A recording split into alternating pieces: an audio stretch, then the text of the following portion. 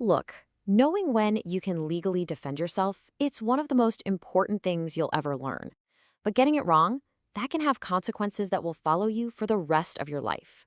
So let's get crystal clear on what the law actually says. Because understanding these rules isn't just some boring theory, it's about protecting your entire future. All right, first things first, we absolutely have to get this out of the way. This is a big one. This explainer is for educational purposes only. It is not, and I repeat, not legal advice. If you ever find yourself in a real situation, you have to talk to a licensed attorney, period.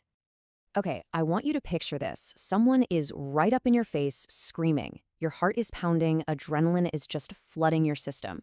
What do you do? And even more importantly, what are you legally allowed to do? Let's break down exactly where the law draws that line. So, before we even get into when you can use force, we've got to talk about when you absolutely 100% cannot.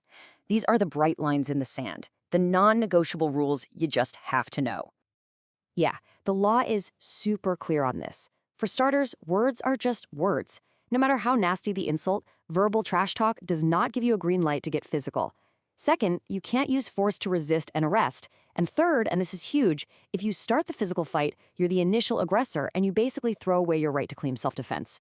Okay, so let's say you haven't crossed any of those lines. How does the legal system decide if what you did was justified? Well, it all boils down to one single powerful idea: the reasonable person test. And this is maybe the most important thing to get. The law, it doesn't really care how scared you personally were. It invents this imaginary objective person, the reasonable person, and asks a simple question. If we put an ordinary person in your exact shoes with the exact same information you had, would they have thought force was necessary?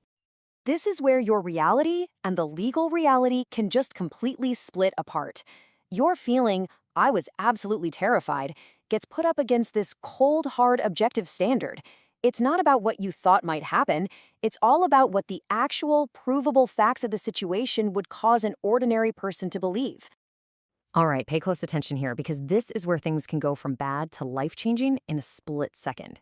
A physical fight might start in one legal box, but if you hit a hidden tripwire, it can instantly escalate into something that will alter the rest of your life.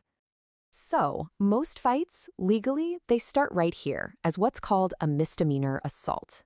This covers anything from causing a pretty minor injury, like a bloody nose, to even just making someone think you're about to hurt them. It's serious, for sure, but it's still a misdemeanor. But here's the thing, a simple fight almost never stays simple. The law has these hidden tripwires, these aggravating factors that can just instantly blow the whole situation up. You trigger one of them, and you're not looking at a misdemeanor anymore. You're looking at a felony. And this is the scary part. This is where what you meant to do becomes totally irrelevant.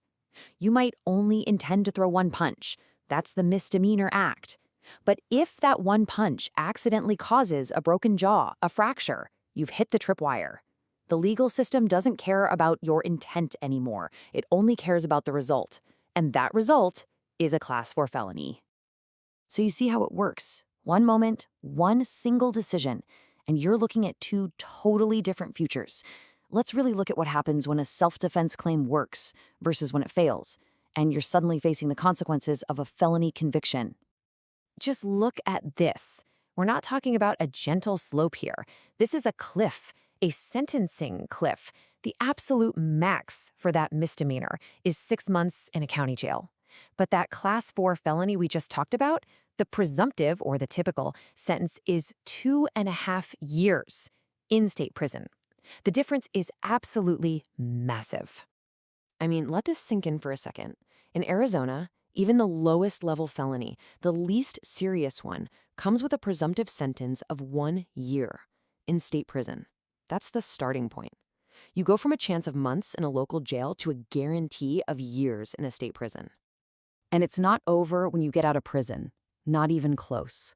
A felony conviction, man, that's a ghost that follows you for the rest of your life. You can lose your right to vote, your right to own a firearm. You'll face these huge, often permanent walls when you try to get a decent job, a place to live, or certain professional licenses. It follows you forever.